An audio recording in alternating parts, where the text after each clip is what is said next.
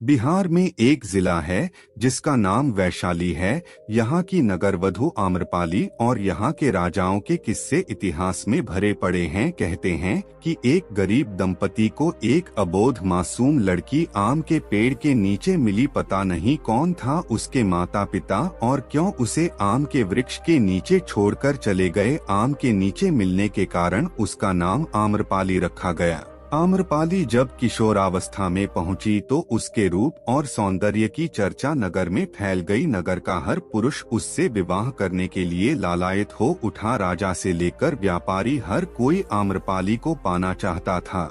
उसके माता पिता के सामने उसकी दुनिया उजड़ चुकी थी। अगर आम्रपाली किसी एक को चुनती तो राज्य में अशांति फैल जाती। जब वैशाली के राज प्रशासन को यह पता चला तो उन्होंने नगर में शांति स्थापित करने के लिए आम्रपाली को अंत में नगरवधु बना दिया।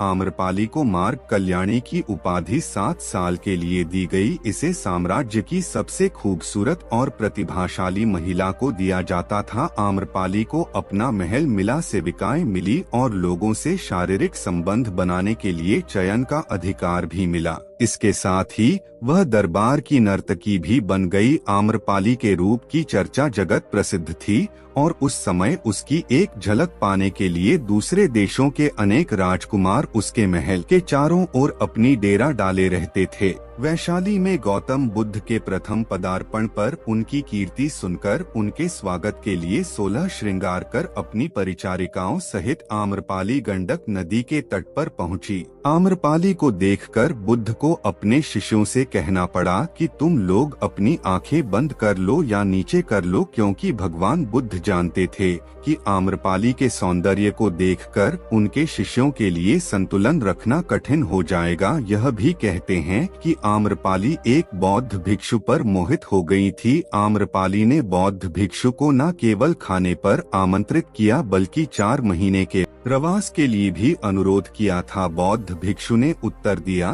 कि वह अपने गुरु बुद्ध की आज्ञा के बाद ही ऐसा कर सकते हैं। अंत में आम्रपाली ने गौतम बुद्ध से कहा कि मैं आपके भिक्षु को मोहित नहीं कर पाई और उनकी आध्यात्मिकता ने मुझे ही मोहित कर धर्म की राह पर चलने को विवश कर दिया है। आम्रपाली ने गौतम बुद्ध के समक्ष भिक्षु बनने की इच्छा प्रकट की, परंतु पहले तो बुद्ध ने इसके लिए इनकार कर दिया। हालांकि इस घटना के बाद ही बुद्ध ने स्त्रियों को बौद्ध संघ में प्रवेश की अनुमति दी थी। आम्रपाली इसके बाद सामान्य बौद्ध भिक्षुणी बन गई और वैशाली के हित के लिए उसने अनेक कार्य किए। उसने केश कटाकर भिक्षा पात्र लेकर सामान्य भिक्षुणी का जीवन व्यतीत किया। बुद्ध और आम्रपाली की कथा। आम्रपाली और गौतम बुद्ध की कहानी कई तरह से सुनने को मिलते हैं। इस संबंध में एक कथा मिलती है कि एक बार भगवान बुद्ध विचरते हुए वैशाली के वन विहार में आए। नगर में उनके दर्शन करने के लिए आमजनों के साथ ही नगर के बड़े बड़े श्रेष्ठ जन भी उनके दर्शन के लिए पहुँचे हुए थे। हर किसी की इच्छा थी कि तथागत उसका निमंत्रण स्वीकार करें और उसके घर भोजन करने के लिए पधारें। वैशाली की सबसे सुंदर और प्रतिष्ठित गणिका आम्रपाली भी बुद्ध के तपस्वी जीवन को देखकर प्रभावित हो चुकी थी तथा वह भी अपना यह घृणित जीवन छोड़कर भिक्षुणी बनना चाहती थी। यही सोचकर वह भी गौतम बुद्ध को निमंत्रण देने पहुंच गई। बुद्ध ने उनका निमंत्रण स्वीकार कर लिया और वे उसके घर भी गए। जब उनके शिष्यों को इस बात का पता चला तो उन्होंने बुरा मानकर उनसे स्पष्ट रूप से कहा कि उन्होंने एक गणिका के घर जाकर बड़ा ही अनुचित कार्य किया है। अपने शिष्यों की बात सुनकर तथागत उन सबसे बोले, आप लोगों को आश्चर्य है कि मैंने गणिका के घर कैसे भोजन किया। उसका कारण यह है कि वह यद्यपि गणिका है किंतु उसने अपने को पश्चाताप की अग्नि में जलाकर निर्मल कर लिया है।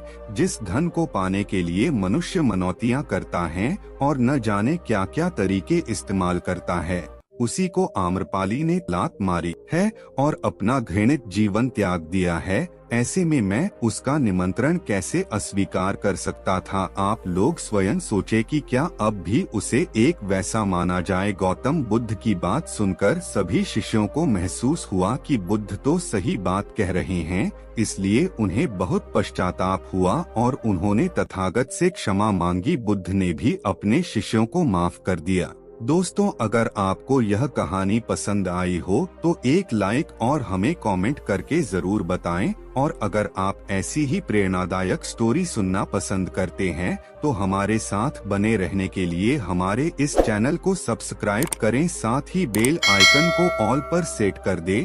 धन्यवाद।